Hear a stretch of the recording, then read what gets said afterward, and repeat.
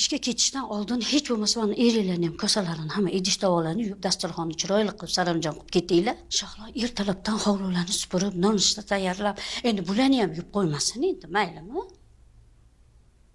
Bundoq qarab tursam, hamma ishlarni Shahlo qilyapti. Idishlargacha Shahlo yuvadi. Bu nimasi bu?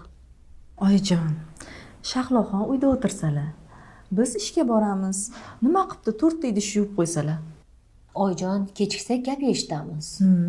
Shahlo kelmasidan oldin hammasiga ulgurardinglar, hamma ishni saramjon qilib ketardinglar-ku. Ha, endi Shahloga tashlab qo'ydinglar. Endi sizlarga tayyor xizmatkor keldimi, ha? Voy, nimaga unaqa deysiz, oyijon? Biz ularni o'z singlimizda yaxshi ko'ramiz, to'g'rimi? To'g'ri. Bilaman qanaqa yaxshi ko'rishlaring. Bechora qizimni tayyor uy xizmatkori-yu, enaga qilib oldilaring. Kampir shu chap tomoni bilan turganmi deyman. Qizi chaqqan shekilli-da. Nima qilamiz, yurib ketamizmi?